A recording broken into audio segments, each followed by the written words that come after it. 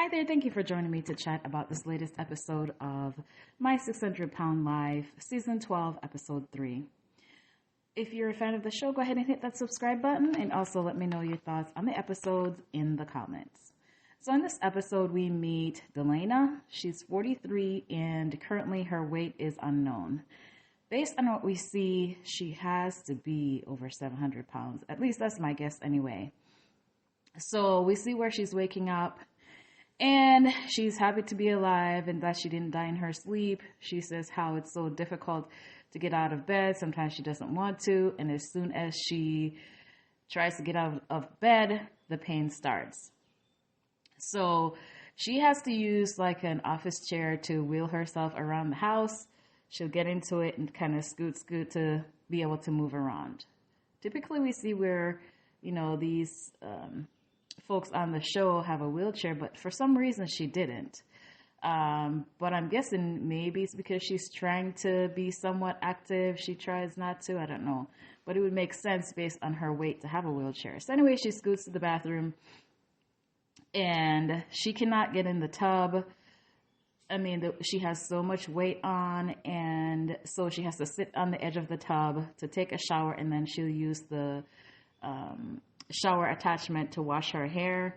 Based on the fact that she can't get in the shower, I don't see how she's getting very clean. She says she tries as best as she can, but she has so many folds and it's hard to get under them and she can't reach. And I just felt so bad for her, honestly. She has so many folds. I've never seen anything like it. So she struggles with that, being able to wash properly. And of course, she needs help from her husband. But she pretty much does the shower thing by herself. He'll help her get her towel and all that. And then after she gets done with her shower, it's time for breakfast. So we meet her husband, James. They met online. I think they've been married like 6 years or so. So he makes her breakfast and he admits that he's an enabler with providing her with the food, but he wants to make her happy. And so she has pretty much a buffet for breakfast. Eggs, bacon, sausage, you name it, she's eating it. And then after she eats, she wants to take was this when she wanted to take a nap? No, this was a different scene. So we learn a little bit more about her life, and she tells us that when she was little, she was signed over to her cousin, who she grew up with. She didn't really go into the details as to why she got signed over to her cousin, but anyway, she had lived there with her cousin and her children. And she said after living there for some years, her biological mom came and got her. So her mom came and got her and her sister, but then not long after they left, she left the sister and sent her back home and took her. She was living with her mom for I think it was a year or so, and then her mom came and dropped her back off. So I was curious to know what the situation was with her mom. Was her mom, having some addiction issues, or why was she signed over? Why did her mom just promptly randomly drop her off like that? But she says after her mom dropped her off, she didn't see her mom again until she was, after she was 18 years old. So she said that, she eats food or turns to food because it kind of reminds her of a happy place in her life. She seemed to have been, normal weight as a child. She was so pretty. Those curls were just gorgeous. That's a gorgeous curl, reddish, copperish curls. She was so pretty. And so she says that by the time she was was it high school? At the end of high school, she was wearing size 18. But as far as her food addiction, she said that she turned to food when, she has, I guess, things that she's dealing with because it reminds her of a happy time in her life. And this period of time was when her mom dropped her back off home. And because she had been gone and essentially kidnapped by her mom, when she was returned to her cousin would give her, you know, whatever she wanted, whether it be cakes, sweets, snacks, whatever it was. And so her being a child, she didn't really know a limit or how to stop herself. It was stuff that's being offered to her, so she just took it. And so to her, she feels like that's maybe where the food addiction generated.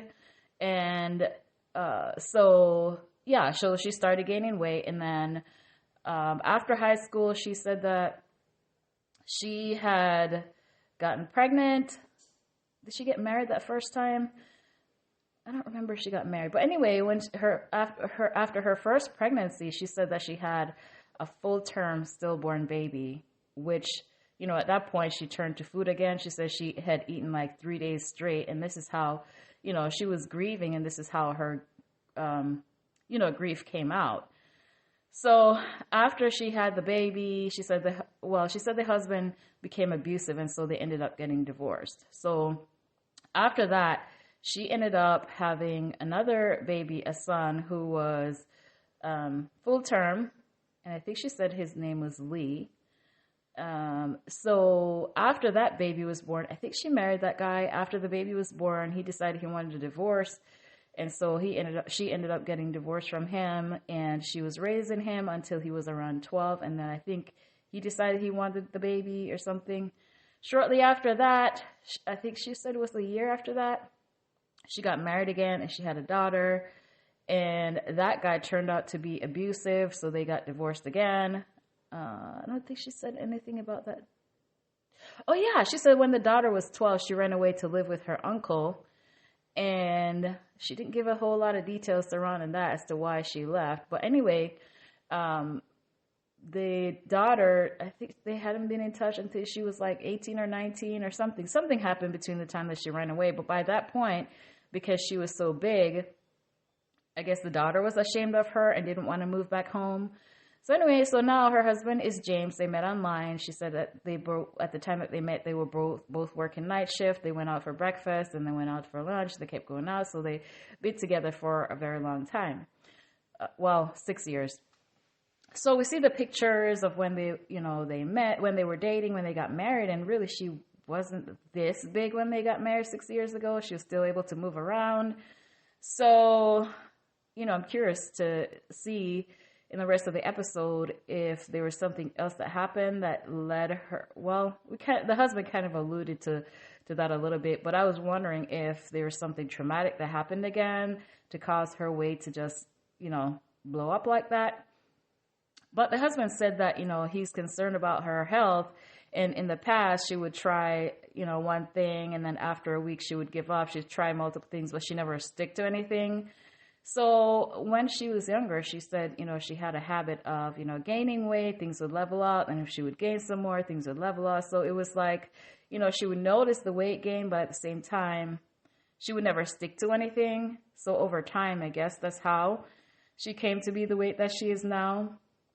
So later we see after she, they ended up ordering lunch, fast food, of course. So she started eating, and then she said she would have some later. She's going to take a nap.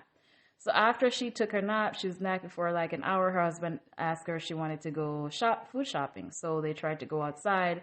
She went to go get the car, and I swear the van was like not very far from the house. And she's like, "Why did you park so far?" Which I understand. She's in so much pain, but the car was not that far away. So she has so much trouble moving because of the weight. She's in so much pain. She has like a cane thingy, trying to take one step at a time, and she's scared of falling, and she's crying. So he got her to the van, and then he came back around to get the little motorized cane kind of thing to scoot, and then she decided she wanted to go back to the step.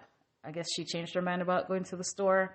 And so when she's going back to the house to be able to climb the stairs, and he's trying to help her, she fell over. And so she started to cry because she fell down and she can't get up. And so I was literally in tears. Like, it was so hard to watch. I felt so bad for her. She was crying, she feels bad. It's just embarrassing. And so he couldn't help her. He's just standing there, just looking. So then we see where her biological mom came and nephew, and the mom was like, "Are you okay?" Really? she's on the ground and she can't get, what do you mean if she's okay? So anyway, so the mom says, yeah, we need to call the fire department or something. So they called the EMT and they came.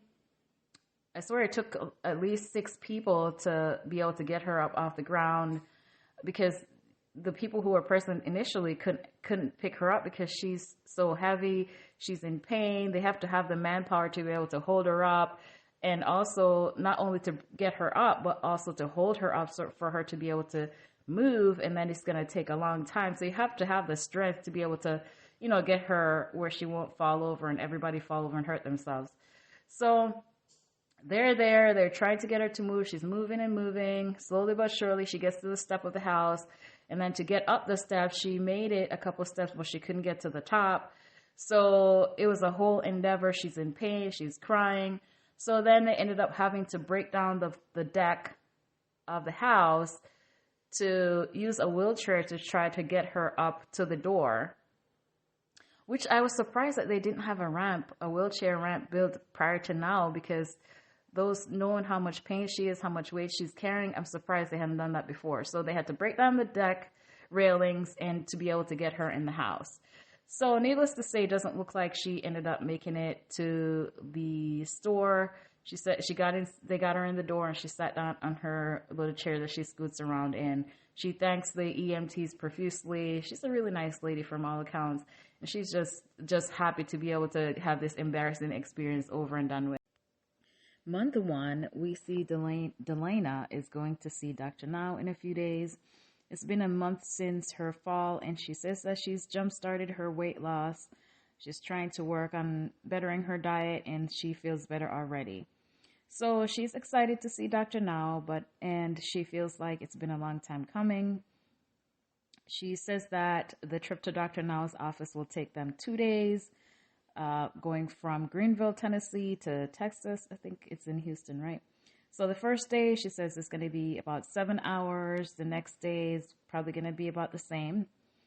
And she mentions that she doesn't have any concerns about the vehicle. Funny that she said that. And she probably jinxed herself because within 50 minutes of getting on the road, their car broke down in the middle of the highway.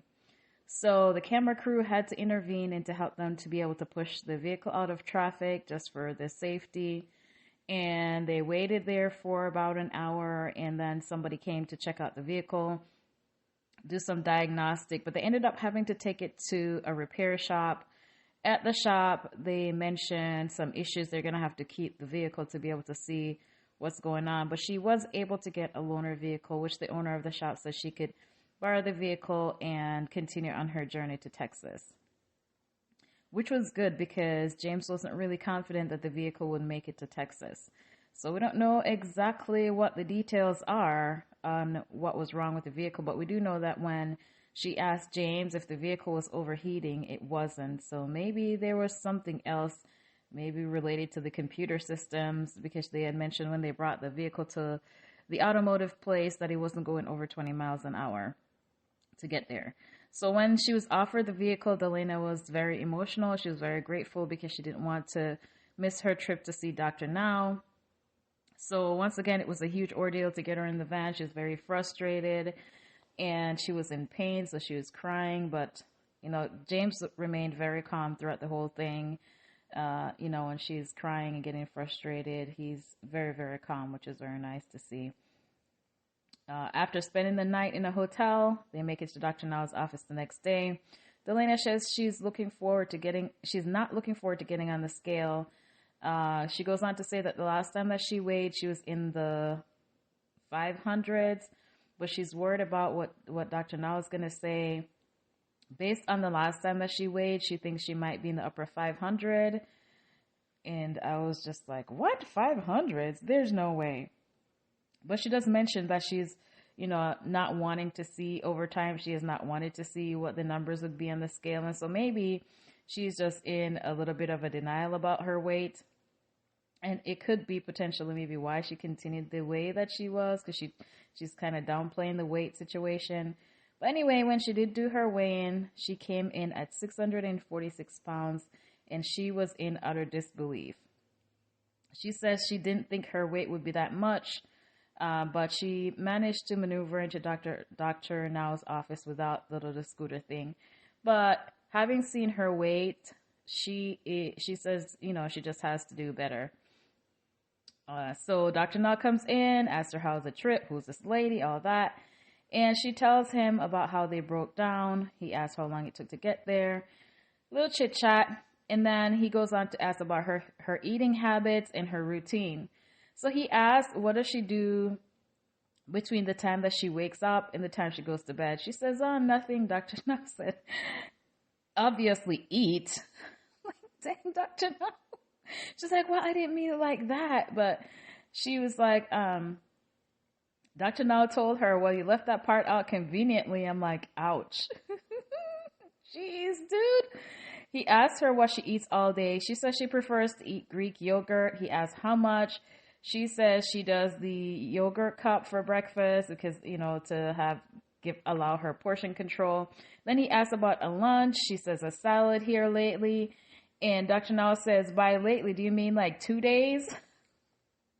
Not laughing at her, but Dr. Now, my word. But she goes on to tell him that they have cleaned out their pantry. And so he goes on to ask what she drinks. She says she's been drinking mostly water or unsweetened tea. And he asks about her dinner. She says she's been having chicken. And he asks about whether she's been having seconds. And she says no. Dr. Now says that doesn't seem to be true. He says based on the current diet, you should have lost a lot of weight. So then he goes on to tell her that her BMI is 111, which is very dangerous because normal BMI is 18 to 25. He says that's about the highest BMI that he's seen. And so he tells her it's going to be a lot of hard work to lose this weight because it's dangerous to have surgery on someone whose BMI is this high. So then Dr. Now goes on to James. He says, so you're the enabler? Poor James. Dr. Now just cornered him. James tells him that she had given in yesterday and gave her a candy bar because she was so stressed out. And Dr. Now tells him, like, you cannot justify making bad habits or enabling her bad choices. Dr. Now tells her that she can easily lose 50 to 60 pounds in a month, but he's giving her a goal of 50 pounds in the next 60 days. So then she goes on to tell Dr. Now that she has an app that she's been using to track her calories. She's like, look, Dr. Now, I have an app that I've been using and it's free. So Dr. Now peeks over at her phone to see what's going on. And then he says, do me a favor, delete the freaking app.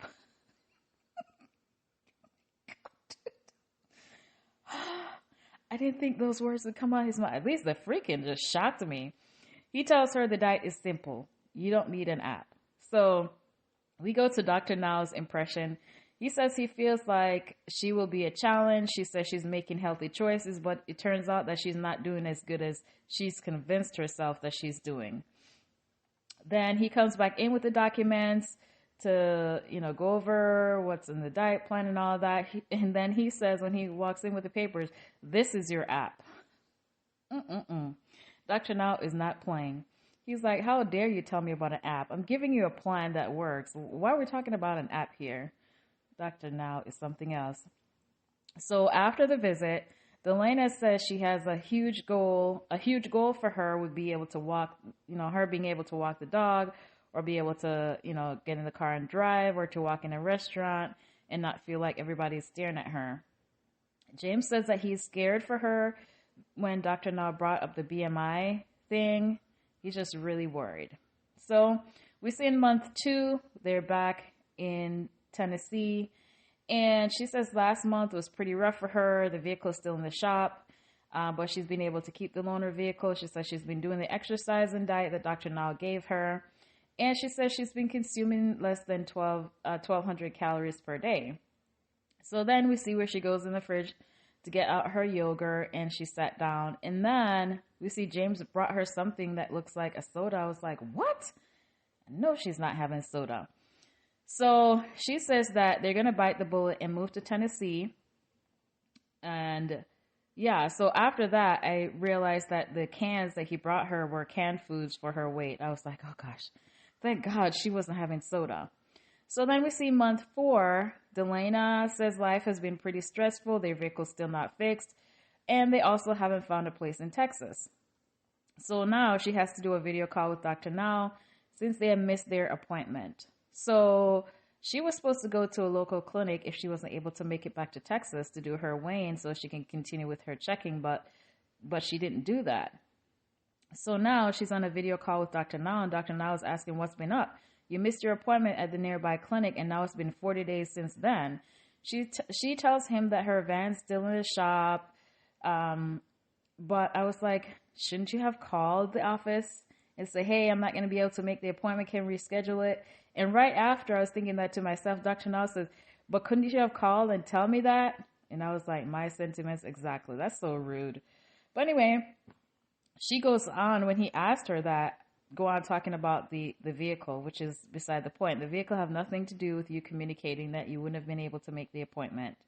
So Dr. Now sets up an appointment he asked when the vehicle is going to be fixed. She says probably in about a week. So Dr. Now sets up an appointment for 2 weeks from then. And within that time, she should have already lost 50 pounds. So 2 weeks later, we see where she's headed to the local clinic for her weigh-in. Delana thinks that she has lost a lot of weight, but she's not for sure. But it's kind of hard to tell looking at her if she did or not. So this appointment is going to be interesting. So at the weigh-in, we see where she's down to, she should be down to 596 pounds. So when she hopped on the scale, oh my gosh, she was up to 651 pounds. So within that time, she gained 5 pounds. What is happening? So Dr. Now is not going to be happy with this, and she looks like she's about to cry. So after they do her weighing at the clinic, they take her to a back room, and then she has her video call with Dr. Now. So Dr. Now says, can you tell me how you managed to gain 5 pounds? She's like, I know what the scale says, but I don't understand how. I haven't been exceeding 1,200 calories a day. Dr. Now says, that is not reality. There's no way on God's green earth that you could consume 1,200 calories and gain weight. Dr. Now says, are you arguing with the scale? So she's like, no, I'm not, I just don't understand, whatever. So Dr. Now asks, so what is the plan now? She says the plan is for her to move to Texas and do her best to lose the weight. Dr. Now says, if you want to move to Texas, that's totally fine. But if you're not following the diet, it's kind of pointless to move to Texas. So now Dr. Now tells her goal is to lose 50 pounds that she should have done before, plus the 5 pounds that she's lost within the next 60 days. So after the appointment, Delana says that she has done everything that she needed to do to cut back. She doesn't understand why she hasn't lost the weight. She says she understands it's something that she's not doing, and she's the only one who can fix it. So what has she been doing? She hasn't confessed about still eating unhealthily, but the fact that she's saying something that she hasn't been doing seems to be that she hasn't been following the diet. So James is just there during the conversation with his head down, and I'm thinking to myself, like, James, what's been happening? He knows what's been going on, but he's not saying anything. So later we see it's month 6, and Delana and James are packing up their belongings to move to Texas. So we see where he comes inside, huffing and puffing. It's hot. He's moving stuff around. He's doing all the work. So he asks her if there's any way she can come into the back of the truck to help him move some stuff around. Really? She can barely take 3 steps, James. How's she going to do that? So, of course, she says she couldn't. She's scared of heights. She's scared of falling. And with the weight, she can't really do it. So then later we see where Delana's friend was in the truck helping out. So Delana says it's been a couple of weeks since Sir Wayne, and she's been eating less. She goes on to say that she feels like she hasn't really been eating at all. After having been asked by James if she could help, and she couldn't, Delana says she feels devastated that she cannot help James when he asks for help. So, also, in addition to finding a place in Texas, James was able to transfer his job. So that's good news for them. So the plan is for them to tow the truck behind the U-Haul, and then her mom was going to drive the U-Haul, because she's done that before. and her and James haven't done that before. So mom's gonna drive the U-Haul, and then they're gonna, I guess, drive there. So then we see where mom comes over, and mom tells them that she's not feeling well. She's not gonna be able to, help them. She doesn't feel like she can make the trip because I guess she has COVID. So she's very apologetic. She feels bad. Delana and James are just sitting there, cannot believe what they're hearing. Delana looks very upset, which I understand. They've committed to moving and all that, and now all their plans are falling apart. Her mom says, maybe you can ask somebody else to help, or maybe she says maybe Delana can, get into the U-Haul. It has a big seat, and they're like, how? She's like, maybe a step stool or something. But both Delana and James do not feel that she can get in the U-Haul. So after her mom says her goodbye and left, Delana says she feels abandoned. So what about the friend who was helping to organize the truck? I don't know if she asked her, but that was somebody she could have asked. So anyway, so we see where Delana calls her brother Danny, crying and asking her for help. She's like, please, can you help me? And after a bit of humming and hawing, he decides to help. So Delana told him that he's one of the only members of her family that she's always been able to depend on. So Delana goes on to tell us that Danny lives in North Carolina, and he is currently taking care of their elderly mom, which is her adopted mom. And she says her daughter will be coming with Danny, and she goes on to tell us that she hasn't talked to her daughter in like 6 months, and she also has a granddaughter whom she hasn't met. So this is the uncle that she had told us in the beginning of the episode that her daughter went off to live with.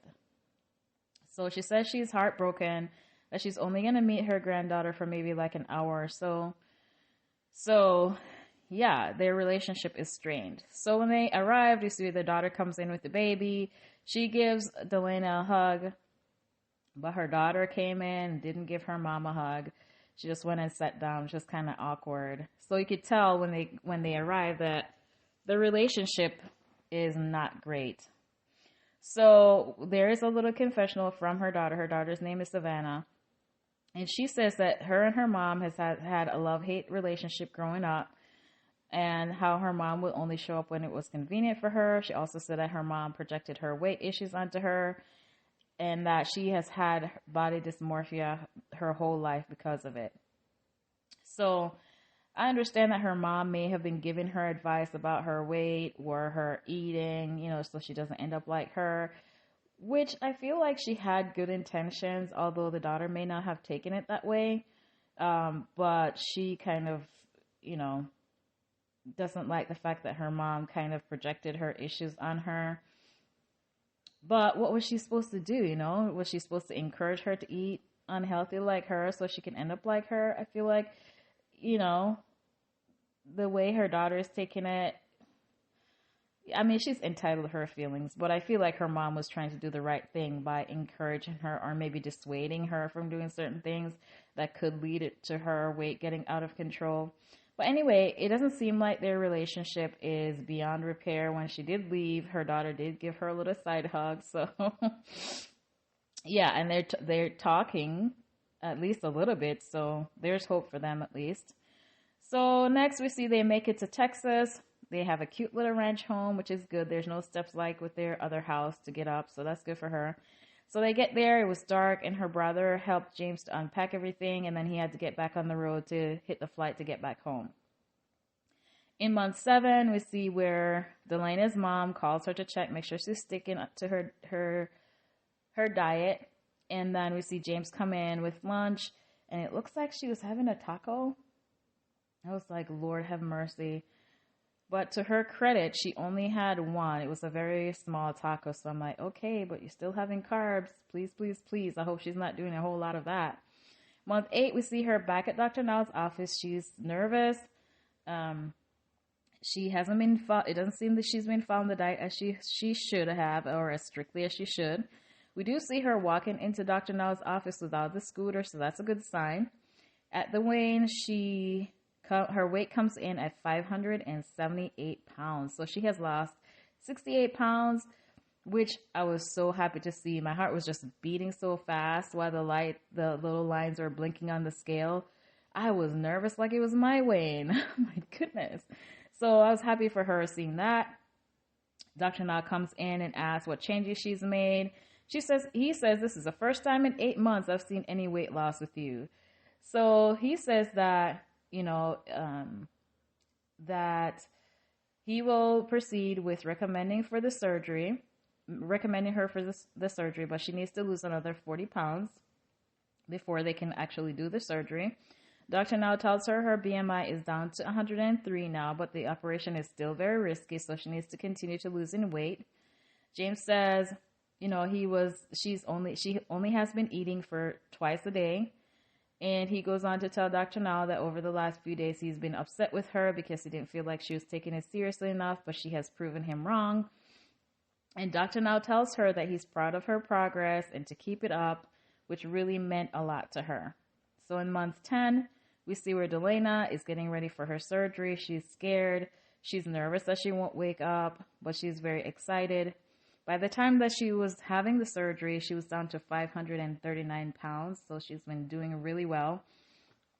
The surgery is very high risk, and Dr. Now says if there's any complications, he's going to have to stop the surgery. While the surgery is going on, we see James in the waiting room. He's nervous to death. He's worried something will happen to her, but he's also very excited because she's done a lot of hard work to be able to get here. Of course, this surgery went well. She has a lot of work ahead of her, but Dr. Now is confident that she'll continue to do the necessary work so she can continue to lose weight. So after a month after having the surgery, we see where Delana says her weight loss is on track. She says she doesn't really have the same appetite like before, which is nice. We see her and James going to an art gallery, which is really cool. She's able to walk around unassisted, and she's super happy to be back into the real world. So month 12, we see where Delana is shooting pool. She says she hasn't been able to do this for years, but she's still embarrassed to be seen in public because of her weight. But she is taking the negativity around her weight as motivation. She also reports that she has lost another 25 pounds, and she's motivated to keep losing weight for her daughter and her granddaughter if they'll have her. And she says before now, she was crippled with fear and doubt, and now, she has hope and happiness, which is the greatest gift. So happy for her. It's been a journey. At one point, I was getting William vibes, but I was so happy that she was able to turn things around. So anyway, this is the episode. Let me know your thoughts on the episode. Like, comment, and subscribe.